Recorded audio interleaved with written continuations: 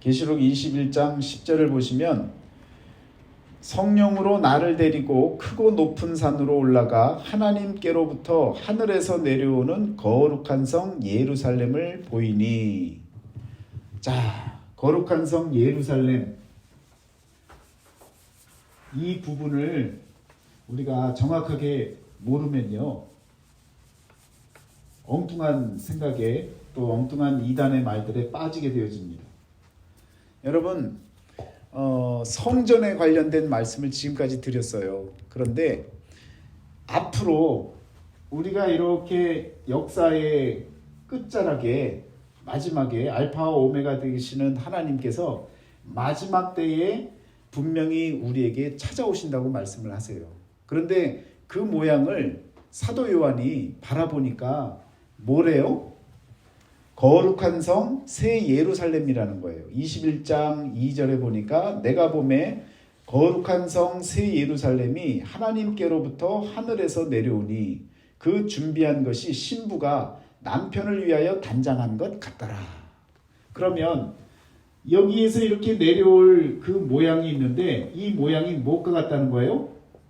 신부. 자, 신부는 누구를 맞아야 돼요? 신랑을 맞아야 되는 거죠. 신랑과 신부가 하나가 되어야 되는 거죠. 그래서 성경에서는 가장 고귀한 그런 비유의 말씀이 어떤 것이냐면 부부에 관련된 비유예요. 하나님과 우리를 부부관계로 비유하는, 예를 들면 호세아서와 같이 떠나간 아내를 다시금 받아들이는 그런 모습들, 그것이 바로 가장 고귀한 하나님과 하나 되는 우리가 구원받는 자의 모습으로 나아가는 것은 부부관계로 비유할 때 가장 이해가 된다는 거죠. 자, 그러면 마지막 때에 거룩한 성 새 예루살렘이 내려오는데 그 모양이 신부와 같다는 거예요. 그러면 누가 내려온다는 거예요? 신부니까 그 신부의 모양이 누구예요? 우리의 모양이죠. 왜? 신랑 대신 예수님을 맞이하는 신부의 모양이라고 말씀을 하고 있잖아요. 그런데 결국에는요, 지금 신부를 예수님이라고 얘기했는데 그것도 맞아요. 왜? 신부의 모습으로 우리가 바뀌어지잖아요. 그러면 신랑과 하나 되는 거예요.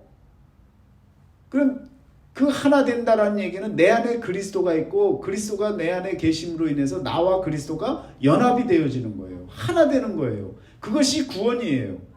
그러니까 여러분, 신부의 모습이, 정확한 신부의 모습이 보여지는데 내가 그 모습이 되어지면 그것이 바로 새 성전의 모습인데, 그 모습이 내가 되어지면 그 안에 신랑이 나와 함께 하시는 거죠. 그러니까 구원받을 자의 모습이 되어지는 겁니다. 자, 그래서 잘 들으셔야 돼요. 이 신부의 모양이 전해지는 내용이 나오는데, 여러분, 이 내용을 어디서 이야기를 하느냐면 지금 성경에 나타나 있는 것처럼, 자, 21장 9절서부터 새 예루살렘에 대한 이야기를 하고 있잖아요. 그래서 9절의 마지막에 보면 내게 말하여 이르되 이리 오라, 내가 신부 곧 어린 양의 아내를 내게 보이리라 하고. 그러니까 어린 양의 아내, 신부가 되는 사실이니까 오늘 우리들의 모습을 보여주는 거죠. 그런데 이 신부의 모습을 숫자로 표현한 것이 있어요. 그게 뭐예요? 그 숫자 표현이 숫자로 따지면 몇입니까?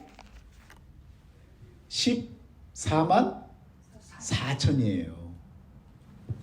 여러분, 14만 4천. 이 14만 4천이 바로 신부의 모양이라고요. 그러니까 이단에서 뭐라고 얘기하는 거예요? 14만 4천 명을 만들어야 된다는 거죠. 하나님이 구원할 숫자는 14만 4천이라는 거죠. 그런데 안타깝게도 그냥 그 이단들이 부흥이 돼가고요. 14만 4천이 넘어가니까 이제 엉뚱한 소리를 하는 거예요. 그런데 여러분 이 14만 4천이라는 것이 사람 수가 아니라는 것을 오늘 말씀을 드릴게요. 14만 4천을 저도 이 말씀을 볼 때마다 이게 도대체 14만 4천이면 사람의 수면 안 되는데 그 옛날서부터 따지면 내가 그 인원 안에 못 들어갈 텐데 얼마나 많은 성인들이 있었는데 우리가 이렇게 생각할 수 있단 말이에요. 그런데 지금 새 예루살렘 이 신부의 모양이 바로 14만 4천이라는 말씀을 밝혀드릴게요. 저는요 이 말씀을 읽어가면서 조심스럽게 해석을 했습니다. 그러니까 이건 어디에도 사실은 누구도 말하지 않았던 부분이지만 제가 기도하면서 이 말씀 속에서 저 나름대로 많은 해석가들이 또 주석가들이 이 말씀들을 주석을 하지만 민관용 목사라고 하는 사람이 저의 신앙을 갖고 이 말씀을 해석을 하고 바라봤는데 정말 그냥 우연이라고 하기에는요 너무너무 신기할 정도로 이 숫자에 대한 개념이 말씀 속에 녹아져 있다라는 거예요. 그걸 지금 요한계시록 21장 9절 말씀서부터 한번 확인해 보겠는데요. 한번 어디서부터 숫자들이 나오냐면 12절부터 보겠습니다.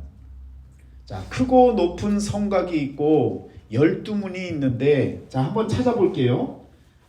자, 이 신부의 모양을 한번 찾아보겠습니다. 12절에 보니까 12문이 하나 있죠? 이건 한번 확인을 해야 돼요. 12절에 자, 그 다음에 12문이 있고요. 그 문에는 12천사가 있다 그랬어요. 자, 12천사 몇 절이에요? 12절에 있어요. 자, 그 다음에 또 찾아보세요. 숫자 12를 나타내는 이스라엘 자손 12지파의 이름들이 그 위에 있었다 그랬죠. 그러니까 12지파 12지파의 이름들 이것도 12절이죠. 그 다음에 13절로 넘어가시면 동쪽에는 세 문, 북쪽에는 세 문, 남쪽 세 문, 서쪽에 세 문이니 이건 이제 이것에 대한 그 문의 위치와 그 모양들을 이야기한 걸 넘어가고요. 자, 성의 성곽에는 기초석이 몇 개요? 12개. 예, 12 기초석이 있어요. 몇 절이요? 14. 예, 도와주셔야 됩니다. 14절. 자, 그 다음에 또 그 위에는 어린 양의 12사도의 12 이름이 있더라. 여기는 두 가지나 또 나오죠? 뭐예요? 12사도 이름. 몇 절이요? 14절. 또 12 뭐가 나와요? 사도의 이름하고 12사도. 12사도가 12사도 그리고 12 이름 이렇게 나오죠? 똑같이 14절에 이렇게 나오는 거죠? 자, 그 다음에 10 몇 절로 가요? 15 없죠? 16절에 그 성은 네모가 반듯하여 길이와 너비가 같은지라 그 갈대자로 그 성을 측량하니 12,000 스타디오니오 길이와 너비와 높이가 같더라. 여러분 이 16절 말씀 여러분 나중에 제가 다시 말씀드릴게요. 그런데 여기서는 뭐라고 해요? 자, 12,000 7번 12,000이 나오죠? 이게 몇 절이에요? 16절. 그런데 12,000은 이렇게 풀 수가 있어요. 12 곱하기 12,000이니까 12 곱하기 1000이죠. 이게 12,000 아니에요. 그렇죠? 자, 이렇게 풀 수가 있고 그 다음에 또 어디가 나옵니까? 17절에 그 성곽을 측정함에 144규빗이니 자, 144 144몇 절이요? 17절. 확인 때문에 제가 이렇게 쓰는 거예요. 144는 어떻게 해요? 12 곱하기 12가 되죠. 자, 그 다음에 17절에서 넘어가서 또 뭐가 있나요? 18절에 없고요. 19절에 보니까 그 성곽의 기초석은 해서 쭉 꾸몄는데 첫째 기초, 둘째, 셋째 해서 20절까지 몇 개가 나와요?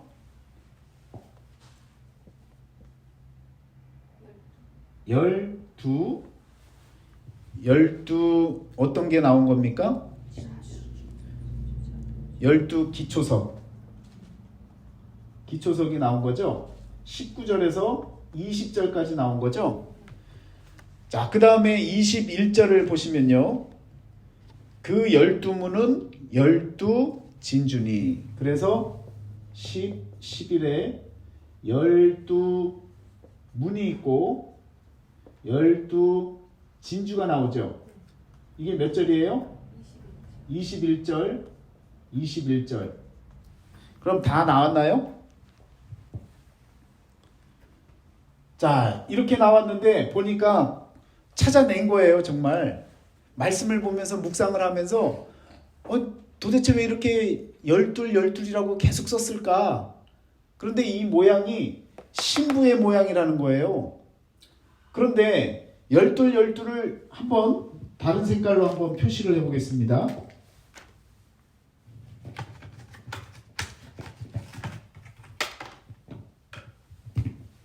자, 12. 잘 안 보이네요.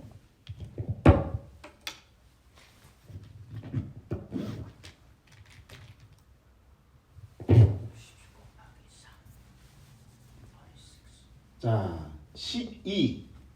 여기도 12. 12가 계속 나오죠. 여기도 12.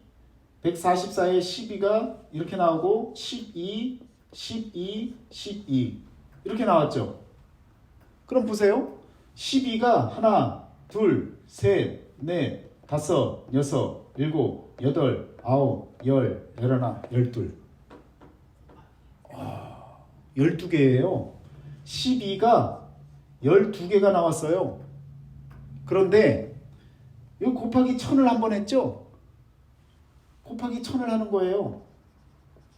그러면 144가 되는 데다가 1000을 곱해 보세요. 그럼 뭐예요? 14만 4천이 나와요. 놀랍지 않습니까? 무슨 숫자 놀이도 아니고 분명하게 이 신부에 대한 표현을 그림으로 나타내고 모형으로 나타내고 그러면서 숫자로 나타냈단 말이에요. 그런데 그 모형들이 다 합치니까 숫자를 계산하니까 12개짜리가 12개가 나와서 그리고 스타디움이라고 하는 경기장을 나타내는 그 의미의 이 단위가 1000이 되어졌어요. 그래서 그것을 곱해보니까 14만 4천이 되어지는 거예요. 그러니까 여러분 이 14만 4천이라는 수가 성경 가운데 여기에서 모양으로 나왔던 모든 모양의 숫자로 만들어진 유일한 표현이라는 거죠. 그런데 성경에서는 14만 4천 명에 대해서 여러 차례 이제 언급을 합니다. 그래서 나중에 14만 4천에 대한 언급에 대한 내용을 말씀을 드릴 텐데 오늘은요. 중요한 건 뭐냐면 신부 새 예루살렘이 내려오는데 그 신부의 모양을 이렇게 보여줬는데 그 모양이 숫자로 표현하니까 여러분 14만 4천이 나온다는 거예요. 그러니까 이 숫자는 사람 수가 아니라는 거예요. 저는 그렇게 해석을 하는 거예요. 사람 수라면 분명히 인원에 맞춰서 생명책에 다 그 숫자가 정확하게 떨어져야 되는데 그게 아닌 이상은 이 14만 4천이라는 숫자가 모양을 나타내주는 정말 신부의 삶이 어떠해야 되고 또한 신부의 모양이 어떠한 상태여야 되는지에 대한 모습을 드러내주는 그러한 숫자적인 표현이다라는 거죠. 특별히 이스라엘 백성들은, 유대인들은요, 이 숫자의 의미를 두고 또 숫자로 상징화하는 일들을 많이 했습니다. 지금도 마찬가지고요. 그러니까 하나님께서 이 이스라엘 백성들을 통해 깨닫게 하시고 또한 바라보게 하시는 그 여러 가지 수수께끼 가운데 이러한 숫자를 갖고 여러분과 제가 신부의 모습, 하나님을 맞이할 어린 양의 이 신부가 되어질 그 모습들의 상태를 우리들에게 이야기해주고 있는 부분이다라고 해석을 해야 숫자에 연연하는 그러한 이단 종파에 의한 게임에 넘어가지 않는다는 거죠. 그러니까 여러분, 이 숫자를 이걸 어떻게 만들어내려고 해도 안 되잖아요. 그런데 하나님 말씀 가운데 14만 4천이 이렇게 나오는 거예요. 이것을 찾아냈을 때 제 마음은요, 정말 숫자로 인해서 고민하는 많은 사람들, 나도 14만 4천 안에 들어가야 되는데 하는 그 숫자의 개념이 아니라 상태적인 개념 안으로 들어가야 된다는 사실을 우리가 바르게 이해하면 생명책에 기록되어지는 모든 사람의 인원이 14만 4천이 아니다라는 것을 알 수 있다는 거죠. 그런 의미에서 여러분, 이 사실을 꼭 알아야 된다는 겁니다. 이것을 마지막 성전을 말씀을 통해서 시리즈로 이어져 나왔는데, 그 성전의 모습 가운데 새로 나타날 거룩한 성에 대한 표현이 이와 같이 되어져 있다라는 사실을 우리가 안다면, 여러분, 우리가 이 모습으로 이 하나하나의 모습들을 또 밝혀내야 되는 거예요. 어떤 모양들인 건지, 또 어떤 모습들인 것인지 성경 속에 또 담겨져 있어요. 찾아낼 수 있어요. 그런데 오늘은 정말 이 종합적으로 이것이 무엇을 드러내는지에 대한 이해만 갖고 있다면 우리는요, 14만 4천 명에 들어야 됩니다라는 이야기를 들면 그게 인원수가 아니다라는 것만큼은 정확하게 알 수 있다라는 사실을 여러분과 제가 알아야 된다는 거죠. 자, 그런 의미에서 여러분과 제가 성전, 그 성전에 또 보여지는 예수 그리스도가 저와 여러분과 함께하는 또 어린 양의 신부의 모습으로 우리가 바뀌어진다면, 여러분, 우리는요, 새 성전, 하나님께서 우리에게 찾아오시는 그 새 성전이 결국은 내 몸이 성전이 되어지고 새 성전이 되어지는 그 역사가 일어날 때 우리는 하나님의 백성이 되어지었지만 온전하게 이루는 구원을 성취시킬 수 있게 되어지는 겁니다. 그러니까 여러분, 이런 말씀이 성경에 담겨져 있는데 우리가 정말 이잡듯이 성경 말씀을 보지 않으면요, 그냥 엉뚱한 말들에 우리가 매혹이 될 수 있는 거예요. 유혹되는 그런 모습이 되어지지 않도록 여러분과 저는요, 정말 말씀에 집중해야 됩니다. 하나님 말씀에 하나님의 뜻이 무엇인지를 분명히 밝힐 수 있는 그런 모습으로 저와 여러분들이 힘써야 된다는 것이죠. 그래서 이런 14만 4천, 자, 그래서 19장, 계시록 19장 9절을 한번 보세요. 그러면 어린 양의 혼인잔치가 나오죠. 19장에 보면 어린 양의 혼인잔치가 나와요. 9절에 보시면요, 뭐라고 나와요? 천사가 내게 말하기를 기록하라. 어린 양의 혼인잔치에 청함을 받은 자들은 복이 있도다 하고, 또 내게 말하되 이것은 하나님의 참되신 말씀이라 하기로. 자, 여러분, 이런 모습을 갖춰야지 어디에 들어가는 거예요? 어린 양의 혼인잔치에 신부의 자격으로 들어가는 거예요. 그게 바로 이 계시록에서 여러분과 저에게 마지막 열어놓은, 하나님께서 우리를 초청하시고 청하신 어린 양의 혼인잔치에 여러분과 제가 사도 요한의 눈을 통해서 이런 어린 양의 신부의 모습이 무엇인지를 알고 그 모습을 갖고 혼인잔치에 들어가는 자는 복이 있다는 거예요. 그 계시록은요, 여러분 그냥 차례대로 읽어서 해결되는 것이 아니라 사도 요한이 이렇게도 보고 눈을 돌려서 볼 때 이렇게도 보이고 또 환상을 통해 이렇게도 보이고 그래서 오고 가며 하나님의 말씀이 정리가 되어져야 되는 거예요. 그런 내용 중에 한 부분이 바로 가장 중요한 잔치에 참여를 해야 되는데 어린 양의 혼인잔치에 여러분과 제가 이 신부된 모습, 어린 양의 신부의 모습으로 참여하기 위해서 이 말씀이 더욱더 무엇인지에 대한 그 궁금증을 갖고 하나하나씩 찾아 나가야 된다라는 겁니다. 그런 의미에서의 성전을 이제 마무리하면서 여러분과 저는요, 새 성전이 되어져야 되는 거예요. 거룩한 성, 새 예루살렘의 모습이 우리의 모습이고 우리의 모습이 이렇게 만들어질 때에 바로 신부와 신랑이 하나 되어지는, 그래서 내 안에 구원이 일어나는 그 구원을 통해서 우리 그리스도를 더욱더 찬양하고 드높이는 그런 믿음이 되어지는 그런 모습이 저와 여러분들에게 있어야 될 줄 믿습니다. 여러분 그런 마음으로 하나님 앞에 또한 간구하는 신앙이 되시길 축원합니다. 그리고 여러분 에베소서 3장 19절에 보면요, 이런 말씀이 나와요. 그 너비와 길이와 높이와 깊이가 어떠함을 깨달아 하나님의 모든 충만하신 것으로 너희에게 충만하게 하시기를 구하노라. 이런 말씀이 나와요. 너비, 길이, 높이, 깊이 이런 얘기가 나오는데 여러분 이게 도대체 무슨 말씀인가 라고 생각할 수 있는데 오늘 그 계시록에 보면요, 아까 말씀드리려다가 다음에 또 구체적으로 말씀을 드리려고 했는데요, 16절에 길이와 너비와 높이가 같더라 라는 표현이 나와요. 그럼 어떻게 여러분 그 계산이 돼요? 길이하고 너비하고 높이가 같은. 그게 정사각형. 예. 그러니까 디멘션, 3디멘션. 예, 맞습니다. 자, 이렇게 평면으로 보면 이게 길이잖아요.